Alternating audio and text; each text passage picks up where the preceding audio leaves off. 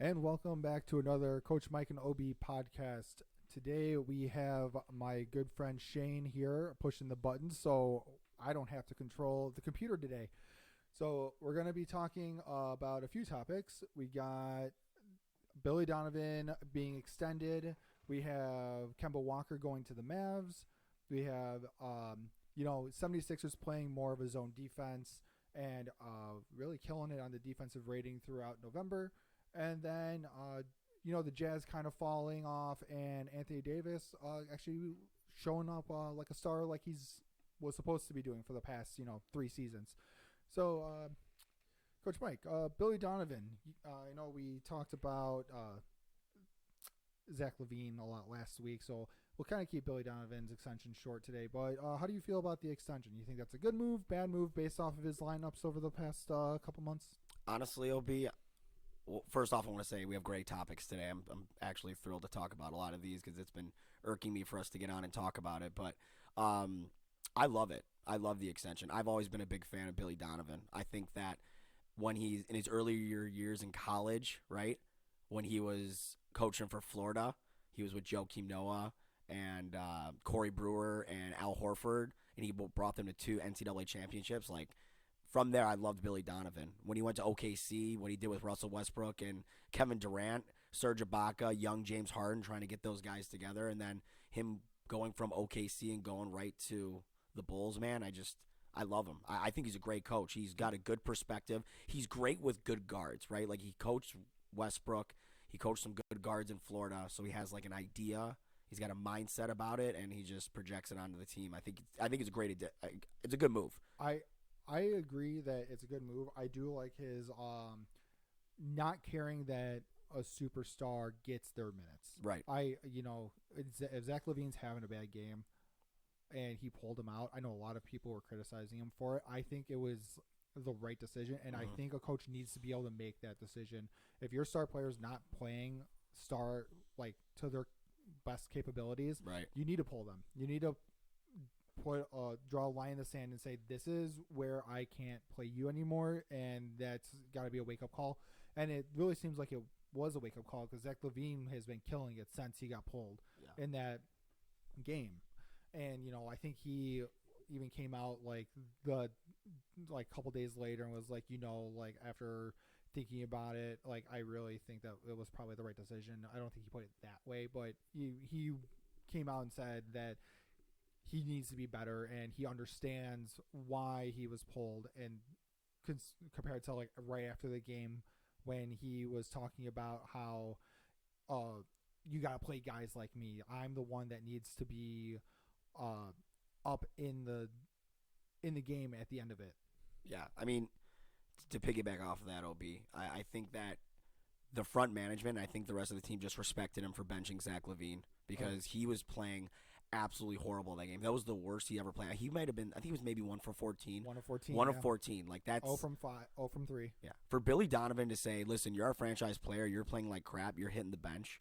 That shows a lot for him. Like, as a coach, that's a big move to make. Seriously, it is. Like, for him to do that, I respect him a lot more because in the end it was better for the team. Really. I mean, I'd rather have a defender in and whatnot. And, right, like you said, after he benched LaVine went to the press, right? He said, I really want to be in those type of games and I want to finish those games. But he knew he played bad, right? And like you said, he went on a tear the next couple games because, if you have a game of 1 of 14, you're bouncing back, you're putting more energy, more effort. And I don't know. I think Billy's lineups have been a little rocky, but I think it was because a lot of the guys were injured, right? Like Kobe White was injured for a while. Andre Drummond was a little here and there. Goran Dragic was hurt. So now that he has his full guys in there, his rotations have been a lot better, honestly. And I think it's a great move. I know Caruso, I think, was listed as, there was 3 guys listed as questionable. I think Caruso was one of them, which is going to hurt them. Yeah. But I do think he has been a great coach. He really turned the team around after Jim Boylan. And I think Jim Boylan, like, as much as good as he was for being interim after Fred Hoiberg, because Fred Hoiberg just did not do what I think everyone expected him to do. Right. When Fred Hoiberg took over, you had a great defensive lineup that they could they really just needed that offensive, like, structure after the Tom Thibodeau years. Yeah. And you had like a Derrick Rose that was still kind of in his prime. He was falling off, from the injuries, but he was there still. You had Jimmy Butler on the come up. You had Joakim Noah still, Taj Gibson. You had Paul Gasol. You had these guys that you could still you just need that one little offensive tweak. And Fred Hoiberg just never got them on the right page. He never got them going. Their defense fell off. Their offense never did anything. Jim Boylan, I think he tried going back to that defensive mindset, and I appreciate that. But he also had Jabari Parker at the time, who was starting to finally come into his own into this league after his horrible injuries at the beginning of his career. And then he started benching Jabari Parker, and he was taking him off the bench. And then now Jabari Parker is out of the league when he was starting to really show. And I think going into Billy Donovan, he really understands a two-way mindset where it's not, you don't have true offense. You have a true offensive player in Zach LaVine and kind of DeMar DeRozan, but you still get a heavy-handed defensive mindset, especially from the bench with Javonte and Alex Caruso, Andre Drummond. Yeah. You have all the your main lineup is very offensive motivated, but you still have that defensive-minded motivation off the bench that really pushes them when the bench is on the court. As we talked about last week, they're plus 12 with their bench on the court with 2 or less starters than they are with starters. So they got a really big bench mob, difference. man. Their bench mob is insane. I would say the Bulls have one of the best benches in the entire league. And to go back to what you were saying, you're right. It's weird. When the Bulls got rid of Garpax, whatever, when they got rid of those guys, and you went from a coach from being Tom Thibodeau, aggressive, loud, defense first, overplay guys, do whatever it takes to win. Then you go to more of a Fred Hoiberg. Hoiberg is so easygoing and this and that, and he just kind of he just wasn't that assertive coach that they needed. Then you go to Jim Boylan as the intern. I liked Jim Boylan. I had no problem with him. Yeah. He just unfortunately didn't have the firepower. He didn't have the star power, and I think he had the right idea, but I don't think the management approved with it. They got rid of management. They brought in a guy like Billy Donovan, and I think they're on an upward trend, honestly. I think they do need to make a couple moves in the offseason or during before the trade deadline, which every team's going to try to do. But overall, I think just a great move. I like them, and I think they're going in the right direction, man, seriously. And I think with Lonzo Ball hopefully coming back after, I think that they're saying that they're hopeful he can come back by 2023 in the beginning. 2023 at the beginning or early January, hopefully before All-Star break. If he can get his sea legs back underneath him and he can help facilitate that ball movement between Zach LaVine and DeMar DeRozan, they'll be right back in it where they need to be. Oh yeah, they'll be back in the top 3 in the East if they can stay healthy. No doubt, Obrakta. Yeah. But I don't know. I was doing a good job. It's only his second year. He's doing a good job, but he's not Lonzo Ball, right? No. He's not. He doesn't have that 6'6" length. Lonzo's a better passer. I think he's obviously a better defender. He just provides a lot. So they really got to make a decision because they can't just be waiting on Lonzo Ball to get healthy because he's supposed to be healthy this year. And now they're saying, oh, well, maybe he'll be back by the beginning of 2023.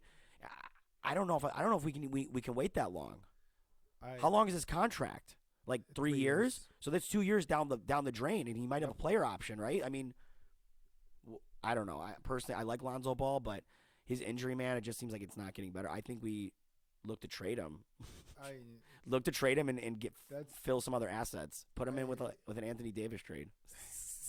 No, I wouldn't go that far. But we got to see where he's at after Christmas, and we'll see kind of the timetable around then. Yeah, because you're not going to get much for him at this point in a trade. That's the problem. True. Yeah, you're right because he is injury. He's injury prone at this point. Yeah, you're right. Better off getting something from Kobe and some other people. Yeah, I'm glad Kobe went to. Yeah, no, I think overall a great move by the Bulls front office to extend his contract. I think he's a great coach in this league, so I'm glad that we're going to stick with him for a couple more years. I agree. All right, then on to one of my second favorite, third favorite team. Dallas Mavericks. They're your third favorite team? I love Luka, man. Really? Oh, he's probably my favorite. Well, player yeah, right you now. took. You know what? looking back in fantasy, I should have took Luka number 1. You should have. I was thinking it, and I was like, you know what? I'm just going to take Giannis for the safe bet. 86 points in fantasy last night. That's insane. Triple-double. He's number 1 in fantasy right now next to Shea, right?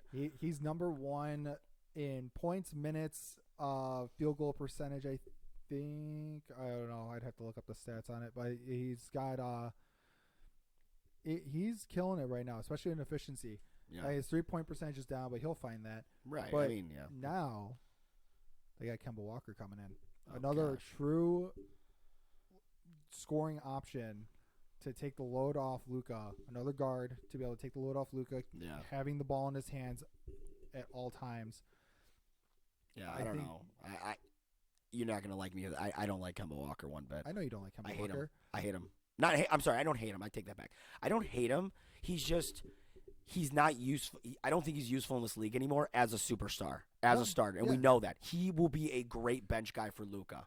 Seriously, I agree. He will be a scoring option in that second unit with Christian Wood. That is perfect. You know what I mean. But right now, like how Kemba was, man, like he's the leading scorer in Hornets history or this and that. But the realization is he's an undersized guard who plays no defense. But one thing he can do, he can kind of be like that Isaiah Thomas, right? Yep. He can come off the bench and just score for them. That's what they need. And I if he can transition into that role, because it's hard, Rock. It's hard for superstars to transition to say, all right, now I'm coming off the bench. Like, look at guys like Carmelo Anthony. Look at Russell Westbrook. Like, they were so dominant for so long. Kemba's like a 4 or 5 time All-Star. I mean, he's a beast. I mean, I don't know. I think he's a great, if he can stay healthy. But he's been bouncing around a lot of teams. He's bouncing around Detroit, here and there. Like, if he can stick with this team, he'll be good. But he's also always expected to be like the first option on all those teams. Not with Detroit. I mean, yeah, I guess kind of. Not first option because they got Cade, but Detroit wanted him to be what I was saying. Detroit wants him to be that guy off the bench, and they released him. You think Luka's gonna let him try to bully him around? Like, Absolutely not. Luka's gonna be like, "Hey man, like I really appreciate you being here. I want you to be like my number 2 guy off the bench. I want to be able to run in the fourth quarter with you and be able to just run it out. Yeah.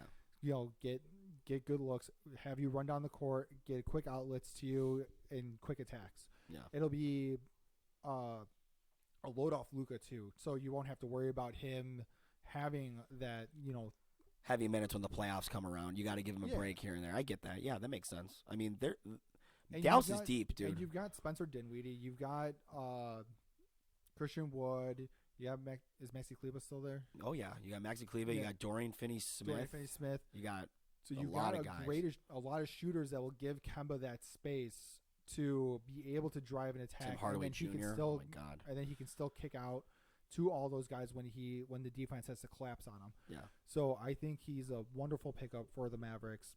I think he's gonna do well. He's not Jalen Brunson. He's not going to be the replacement. Jalen Brunson no way. He was when he was younger. He was the Jalen Brunson. Yeah, but you lost Jalen Brunson, and you're really missing that scoring option at the guard position. That's not Luka. Right, and they don't want Spencer Dinwiddie coming off the bench because Spencer Dinwiddie could fit that role if he was coming off the bench, but he complements Luka so well starting. And here's the thing: is like, those switched, right? Like last year you had Tim Hardaway Jr. coming back from injury, but before he was injured, he was starting with Luka, and he was a great option. Spencer Dinwiddie is a great option for him, and then they're trying to transition Tim Hardaway to come off the bench. And I think that's okay, but they're looking to trade Tim Hardaway, right? And they got Reggie Bullock too, right? Mm-hmm. Like, honestly, the Dallas bench is probably the best. I mean, has the best bench in the league. Yeah. They have to. I mean, they have 3 or 5 guys off their bench that could start any other team in the league. So if Kemba, which I think he can do this, he has a very high IQ. That's what I like about Kemba. He's a respectful guy. He's got a high IQ. I think he understands that, hey, listen, I'm in my mid-30s now. I'm not the player I used to be, right? Yep. So now you're saying to yourself, okay, what's my role? What am I going to do to help this team? And I think that if he can stick to his role, it's either going to go 2 ways. He's going to fit that role. He's going to be with them for a while. Maybe they'll give him a contract extension, right? Yep. Or he's going to have the Isaiah Thomas effect, where he was really, really good, and then he bounced around a couple teams, and he just wanted to still be the guy. But I don't think that's going to be the case. I think Kemba's going to do fine. Yeah, I think Kemba's going to walk in there. He's going to be that option off the bench. Or even start for the first 4 minutes and then rest the rest of the time, and then be that starting in the second quarter maybe start the game, Yeah. play for a few minutes, try to get a few quick points, running with Luka real quick, goes sit on the bench. Yeah. And then he'll start while Luka's sitting in the first few minutes of the second quarter and give that offensive power that they've been missing in that lineup when Luka sits that first 4 to 5 minutes in the second quarter. Yeah. Kemba's a good pickup for them because you're really picking him up for nothing because every team's basically released him. And he still has value. But like I said, they're trying to trade Tim Hardaway Jr. They're trying to trade Reggie Bullock. They're trying to trade that green guy. So they're trying to get rid of guys. So even if they get rid of some guys and get some decent future picks or they get better guys, you still got Kemba. So I think this is a great move by Dallas, and I hope Kemba sticks it out. I really like him. And it's really funny because if you look on Google, it says that he's 6 foot. He ain't 6 foot. He's 6 foot with 3 pairs of socks and 2 pairs of shoes on. That dude ain't 6 foot. He's like my height on a good day. He ain't that tall, trust me. But he's a great player. I like him. I wish him the best within Dallas, and I'm excited to watch him. Yep. It's cool. I can't wait to see how he changes that team around. Better or for worse, I hope it's for the better. I agree. 76ers, how have they been doing, my friend? You know what? I'm going to be honest with you, OB.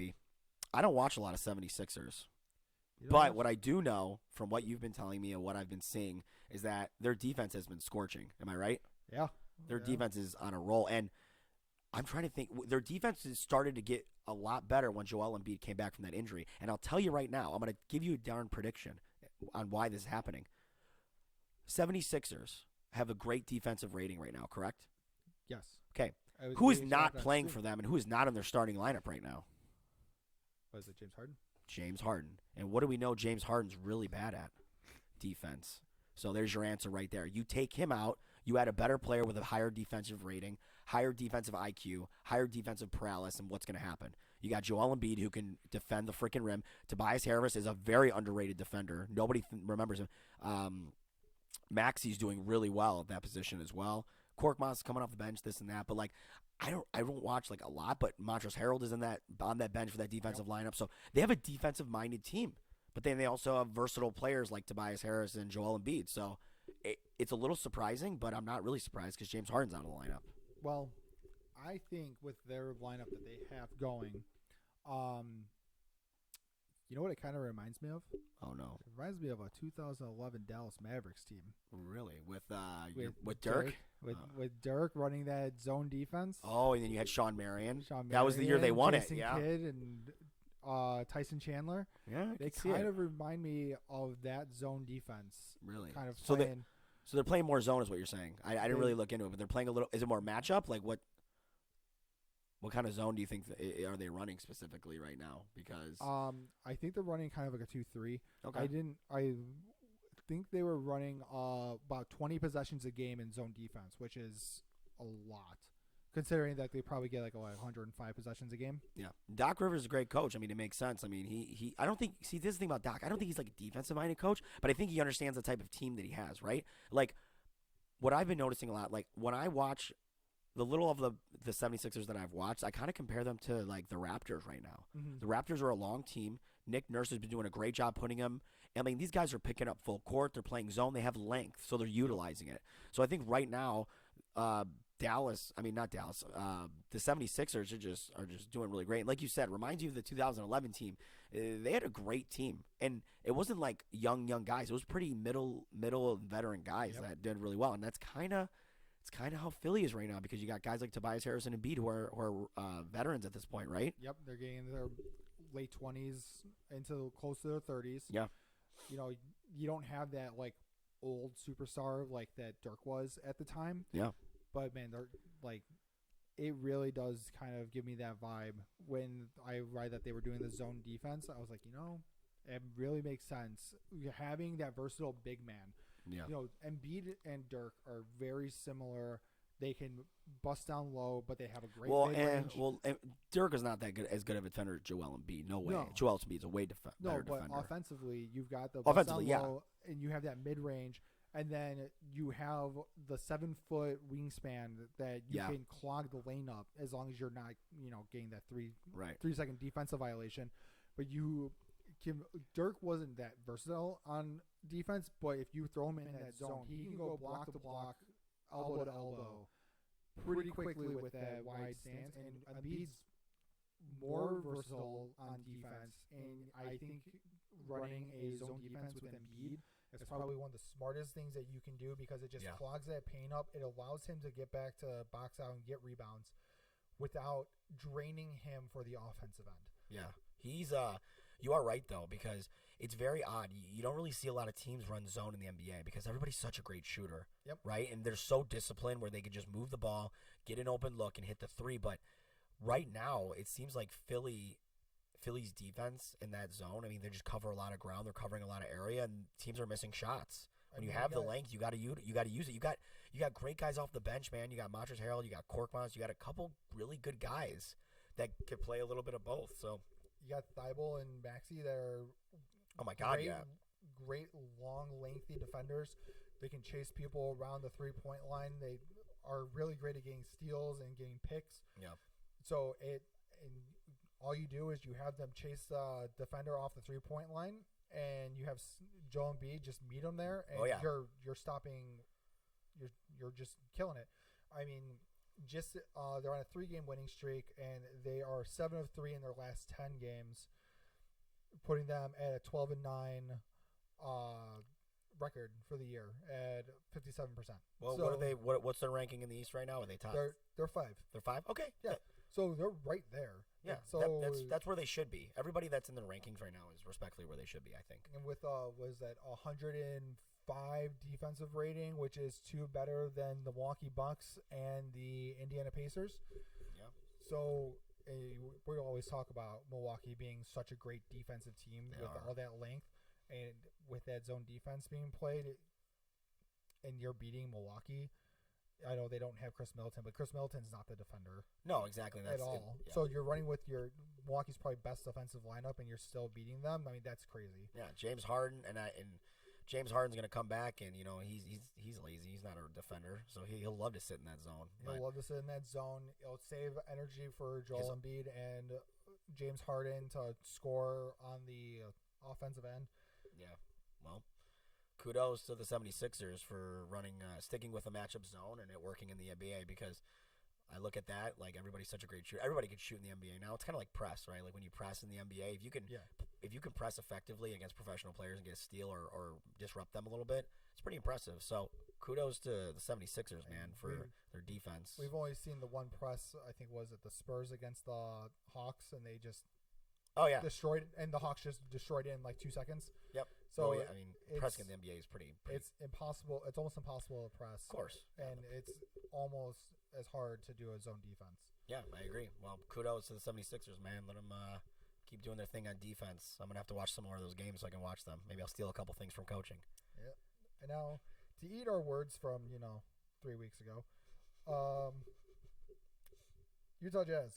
Oh so gosh, they were kind of on our most surprising teams. They're my favorite team in the West, man. They were great. I loved watching them.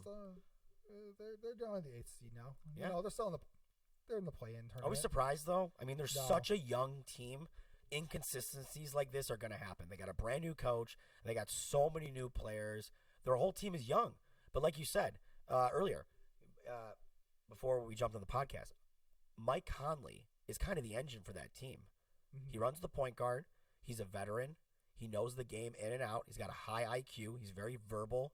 He provides a lot of good things for them. So with him facilitating, him being the guy, he's making guys like Larry Markkinen become an all-star this year. He's making guys like Jordan Clarkson become more than just a 6th man of the year, right? He's a perennial starter in this league, and he's probably going to be an all-star with Larry Markkinen, honestly.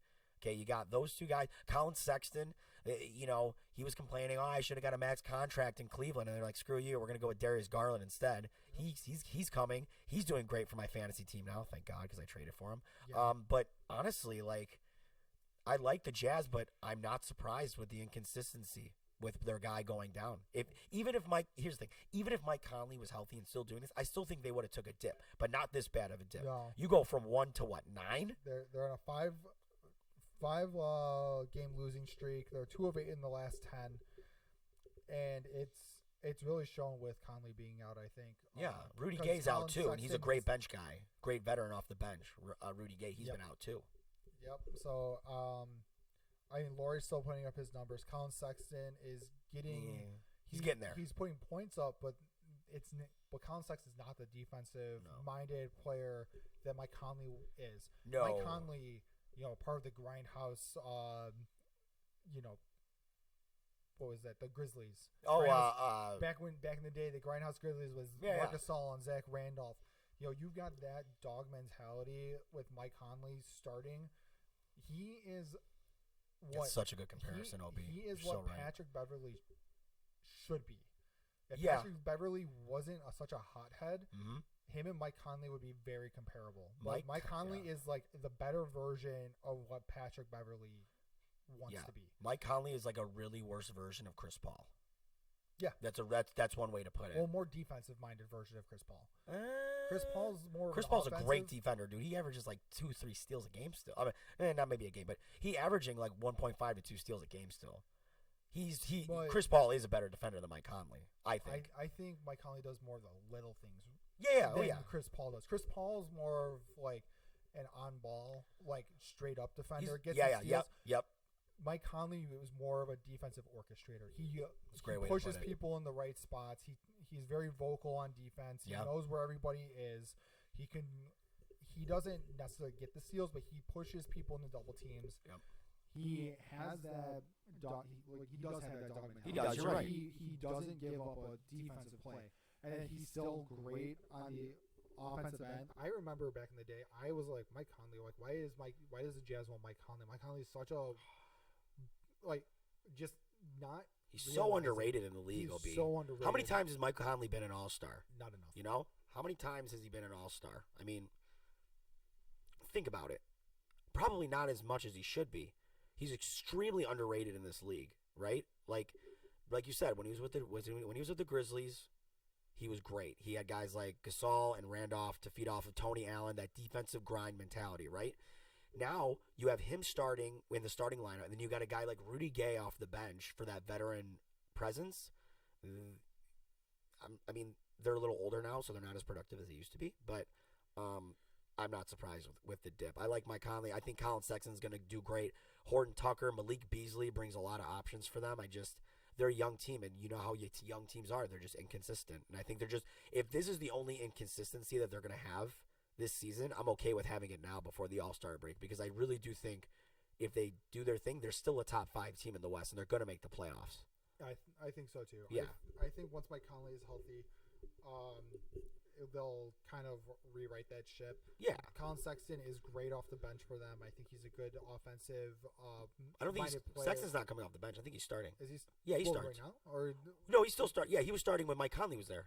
Was he? I thought he was coming off the bench for Mike Conley. You think was Jordan Clarkson in the starting instead? Yeah. Or was he playing? So. No, he might have been playing the 3. I don't know. I don't watch enough. No. Vanderbilt. They got Vanderbilt. He's good. I forgot about him. He's really good. The Jazz are good. They're young good. They're good. They're young good. And they have a young coach. They got the youngest coach in the league. Don't know what his name is. Forgot about that. But he's he's young and he's good. Yeah. But they've got 2008 Bulls vibes, like young team with a couple of good veterans, knowing, Yeah, they're good, dude. I like them. They're going to be fine. Every young team takes inconsistency. So, it is what it is. Oh man. What is this? Bing still has Quinn Snyder as the head coach. Oh, jeez. Well, Bing, update your thing, because he is not the head coach anymore, buddy. That's what happens. You know what? Shane decided to go to Bing instead of Google, and there's the problem we have right there. That's funny. Oh my God, Bing. There he is. Will Hardy. There we go. I like him. That's awesome. Oh my gosh. Bing. Goofy. But yeah, no, I like Will Hardy. He's young. He's super young. How old is he? 34. For a coach? Yeah. He's the youngest coach in the league, I think. Take that back. I think What's-His-Face is the youngest coach in the league. Yeah, what's his face? No. He's on Coach. No. I don't know. We gotta look this up real quick. Yeah, the interim coach for the Celtics. Remember? Because Iman Udoka's out, so he's his intern, or he's the replacement. He's the youngest coach in the league, and then it goes Will Hardy. But still,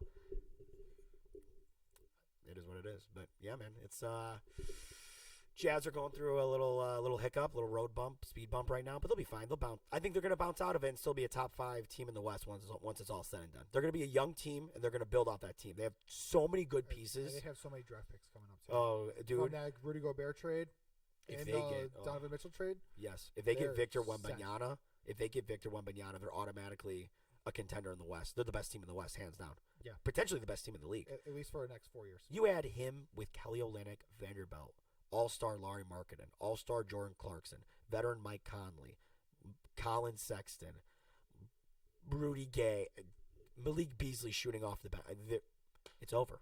You're set for at least. You're set for the next 5 to 6 years. Yeah, at least Easily. 3 to 4, depending on where Laurie goes after his contract is up. And You lose Mike Conley, no big deal, because then you got Colin Sexton learning under him, and you can just throw him right. And he honestly, Colin Sexton, if he starts working at it, the Cavs are going to be mad that they didn't give him that extension. I mean, I'm glad they gave Darius Garland. He well deserved it, and he's great. But there's something about me that thinks Colin Sexton's just going to get to that next level. But it's not going to. It's going to be like maybe a year or two. Well, it's the same way the Bulls with Larry Markkinen and Wendell Carter Jr. right now. So, yeah, agree. But we'll end this one out on the Lakers. We'll go back there. Oh God, Anthony Davis, love it. Actually playing like the perennial All-Star top 5 player that he should have been for the past 4 games now that LeBron's been out. Yeah, he's actually having to be that Batman, right? Oh, We talked about him always wanting to be Robin, but now he is forced to be Batman, and he is doing great. You know, my brother called me the other day. He's like, dude, Anthony Davis is killing him. I'm like, yeah, when he's healthy and he's the guy, he's going to do great. Remember when he was with the Pelicans, OB? Yep. I mean, that's how it is, dude. And then they added DeMarcus Cousins, and he didn't want to be Batman, blah, blah, blah. But the point is like, Anthony Davis is playing like the top 5 player in the league that he should be. But he just needs to stay healthy, right? So if he does that, he'll be fine. But I'm glad he's doing really well, and I'm glad he's staying healthy, and I'm glad he's putting up the numbers. Dude, he had some crazy numbers the other day. I forget what it was. It was insane. It was like some 20, 30 points, 20 rebounds, 5 blocks, 5. Yeah, Shane, can you pull up Anthony Davis' pull up stat line? Yeah, pull up that Anthony Davis stat line real quick. There was one game where he just went off. I mean, absolutely insane. Let's pull this up. Where's that one? Look at that. Let's see. Right there. 30. Against the Spurs. Look at that. Look at those numbers. 30, look at it. 25 points, 15 rebounds, 4 assists, 3 blocks. You see that? 30. That one right there. Spurs. Yep. And then against the Pacers, 25 points, 13 rebounds, 6 assists, 4 blocks. Suns, 37 points, 21 rebounds, 2 assists, 5 steals, 5 blocks. Jesus, this guy's a beast. He has just been – this is what they've wanted since 2021. They won the championship, and they went, this is the next step. We got the guy. Everyone thought he was going to be there, and then he's just been absolutely miserable. Injury prone. Yeah. And I really think, like I talked about last week and the week before, it's that mental block of LeBron being there. He's forced to be the main guy now. Yeah. And I think signing that extension for LeBron after this year for another 2 years, I think is really going to end up screwing with them. Because as soon as LeBron gets back, I want to take a look at these numbers. And they're not going to be the same. Gets back, and I want to see they're going to be back down to those, first, few games, where are they at? They don't go back far enough on. What are you talking about? So like in October when they first started. He was kind of really low. Yeah. He wasn't really doing getting back much, from injury, especially in the second half. There's a lot of times in the second half and that fourth quarter that him and even LeBron, him and LeBron would have one would be 1 of 8 shooting between the two of them in the whole fourth quarter. You move my camera on me. Sorry, my bad. It was an accident. I was lifting my leg up. No. Here's what's weird to me, OB. How does Anthony Davis and LeBron go to the bubble, win a ring together, and then all of a sudden, it's just whatever? It's got to be injuries, right? Well, how close were they not to winning that? Very. The bubble. Yeah, pretty close. One freak Anthony Davis 3-pointer. Oh my God! Stop. Sorry, I lifted my leg and it got in the way. My bad. But yeah, one freak Anthony Davis 3-pointer pushes them over the Nuggets to move on to face the Heat in the finals. Oh God! And the Heat were so close to really pushing back against them in that series. Like it was a tight series for at least 5 of the 6 games. Right. I think they won it in 6 in the bubble. 5 or 6 games, whatever it was.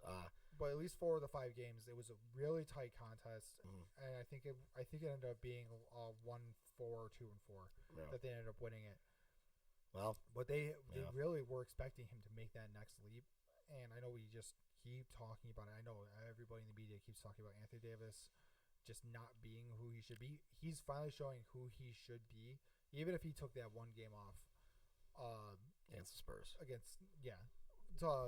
that break, but that's fine if you're putting up 25 to 34 minutes and you're getting 30 points, even at like your 28-minute mark, 30 points, 18 rebounds, 2 assists, 3 steals, and a block. That is significantly better than what you've put up in the last 3 seasons combined. Oh yeah, I mean just his minutes production has gone up significantly. So, shout out to my roommate Nick for picking Anthony Davis in our fantasy basketball because it's really working out for him, man. I think he was falling far, right? Oh yeah. Draft. Nobody wanted him. Nobody wanted.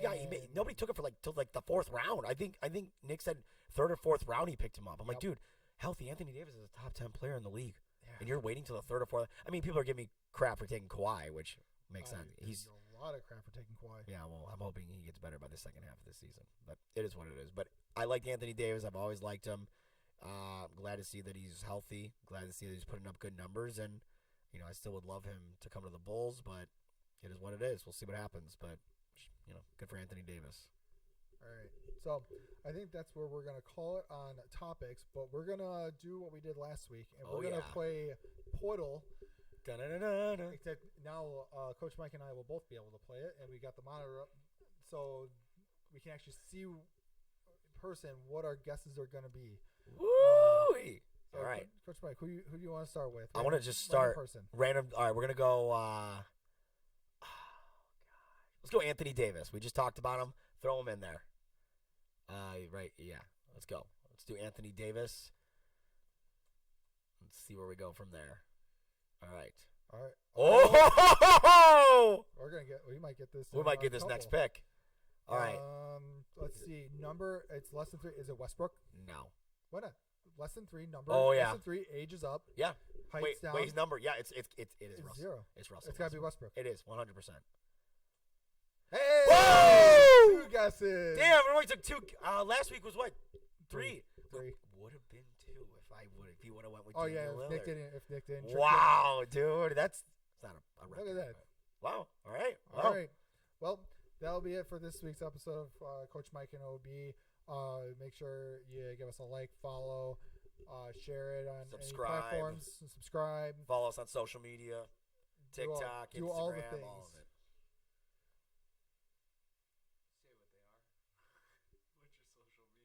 Oh. Oh, whoops. Yeah, CMOB _podcast. All right. Well, we're still learning. Thanks, Shane, for being the guy that pushes the buttons and keeps control of everything. And we'll see you guys next week. See you later.